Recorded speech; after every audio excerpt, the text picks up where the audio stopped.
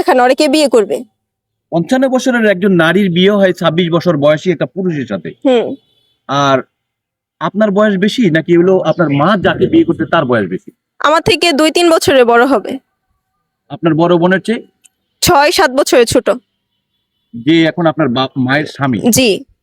মানে আপনার মা 55 বছর বয়সে কি আসলে কখনো সায়েন্স কি বলে যে 55 বছরের একজন নারীর বেবি হবে? এটা না ভাই আমি কিছু বলতে পারবো না। আপনার মায়ের সন্তান তো আপনারা, জি। কিন্তু দাম্পত্য লাইফ সুখ সব তো সুখ না, না। এটা তো একটা শেষ আছে। জি। তো যখন আর তার শরীর চলবে না তখন এই সন্তানরাই তো পাশে থাকবে। আপনারা সন্তান হয়ে কি থাকবেন মায়ের পাশে? যে মা এত কিছু করার পরও আপনাদের পাশে, আপনারা কি আপনাদেরকে পাশে পাবে কিনা? ইনশাআল্লাহ পাবে। আমরা আমাদের সর্বোচ্চ দেওয়ার চেষ্টা করি সব সময়। ইভেন কি এখনো আমরা মানে চাচ্ছিলাম যে যেন সবকিছু ভালোভাবে চলুক, সে তার মতন থাকুক, আমরা আমাদের মতন থাকি। তার শেষ ভরসা কোন জায়গায় বলবেন? আমাদের কাছেই তো। তার বাবা মার বয়স মোটামুটি ভালোই হয়েছে, কতদিন বাঁচবে বা কতদিন আমরা বাঁচবো কেউ বলতে পারবো না। বাট আমার মা শেষ ভরসা কোন জায়গায় আসবে যদি ওই ছেলেটা ওনাকে ছাইড়াই দেয়? বাবা যে কবরের জায়গাটা রেখেছে, পারিবারিক জায়গাটা, জি। সেটা আসলে কার কার কবর দেওয়ার কথা ছিল? একে তো আমার বাবার কবর ওইখানে দেওয়া, ওইখানে কবরের 2 পাশে আমাদের জমি রাখা। ওইখানে আমার মার কবর দেওয়ার কথা। আমরা মারা গেলে আমি, আমার বড় বোন, আমার ছোট ভাই মারা গেলে ওইখানেই দেওয়া। ওইখানে কবরের পাশে লেখা পারিবারিক কবর।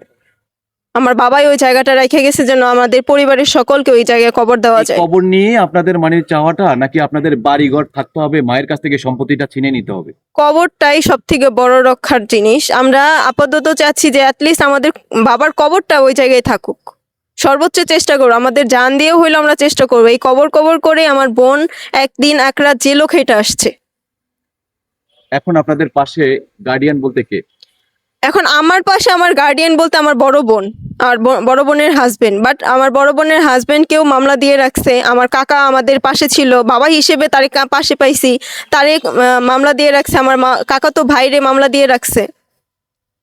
কি আছে একটা মানুষের কাছে, পুরুষের কাছে, টাকা না মানে অন্য কিছু, যে নিজের সন্তান, আপন সন্তানকে ত্যাগ করে দেয়? জানি না ভাই, মানে সে কি দেখা ওই ছেলের বিয়ে করছে আমরা কিছুই জানি না। আমরা ওই ছেলের কোনো মতেই চিনতাম না। যখন বিয়ে করছে তারপর পরে আমরা দেখতে পারি যে এই ছেলেটা আমাদের বাসায় ভাড়া থাকতো। ওইখান থেকেই ওনাদের প্রেম হয়, ওইখান থেকে ওনাদের বিয়ে। এই ঘরটাতে কিন্তু আপনার মায়ের বিয়ে হয়েছে। জি।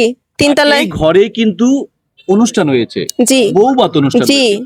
মায়ের বিয়ের অনুষ্ঠানের বৌভাতের দাওয়াতটা কি পেয়েছিলেন? না, আমার মা বিয়ে করার পর 1 সপ্তাহ পর হচ্ছে আমার নানি নানা, তারপরে আরো ওনার পরিচিত মানুষজনকে নিয়ে উনি ছোটখাটো একটা আয়োজন করে 15-20 জনের আয়োজন করে উনি ছোটখাটো একটা অনুষ্ঠান করছে। ওই অনুষ্ঠানের কথা যেহেতু মানুষজন আসছে, এলাকাবাসী আমাদেরকে চিনে ফোন দিয়ে বলতেছে তোমার মা বিয়ে করছে, তোমরা আসলা না, তোমরা কই? এটা বলার পরে আমরা মানে ধরতে গেলে আকাশ থেকে মাটিতে পড়ি যে মানে সে বিয়ে করছে, আমরা কিছুই জানতে পারলাম না। ওইখান থেকেই রাত্রের 11টার দিকে রওনা দিছে, 1টার দিকে এখানে পৌঁছে দেখি আসলে সে বিয়ে করছে ওই হাজবেন্ডের সাথে একসাথে। আপনার মায়ের যে পরবর্তী যে বিয়ে করেছে সেই বিয়ের স্বামীর নাম কি? রায়হান, আবু রায়হান। আপনার মায়ের নাম? শাহনাজ বেগম। আপনি আপনার মায়ের কত নম্বর সন্তান? সেকেন্ড। আপনি মেয়ে, তারপরে বড়টাও মেয়ে, হ্যাঁ, আর ছোটটা ছোট ছেলে ছেলে, তার নাম কি? মুস্তাকিম খান নূর। আপনারা বিয়ে পরের বাড়ি চলে যাবেন। জি। মায়ের সাথে হয়তো দেখা হতে পারে, নাও হতে পারে, বছরে একবার। জি। যে সন্তান, একমাত্র সন্তান, যে ছেলে মায়ের কাছে থাকবে, বাবার কাছে থাকবে, বাবা তো নাই, না, মাই একমাত্র লক্ষ্য, তার প্রতি ভালোবাসাটা কেমন আপনার মায়ের?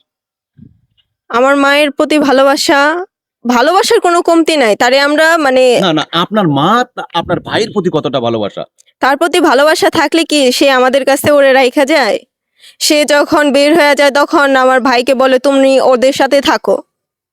এটা কোনো মা বলতে পারে যে এই জায়গায় 12 বছরের একটা ছেলেকে উনি এইভাবে রাইখা যে আমাদেরকে মানে বলতেছে যে তোরাই পাইলা দেখা কতটা পারস দেখবো নে।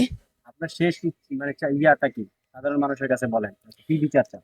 আমি আসলে আপাতত বিচার চাচ্ছি, এতটুকুই চাচ্ছি যে একটা সুষ্ঠু সমাধানে আসুক। আমার বাবার কবরটা অ্যাটলিস্ট এইখানে থাকুক। আমি আমার বাবার কবরটা রক্ষা করতে যাচ্ছি। সে তার জমি বিক্রি করে সে যে কোনো জায়গায় যাইতে পারে, সে ভালো থাকুক।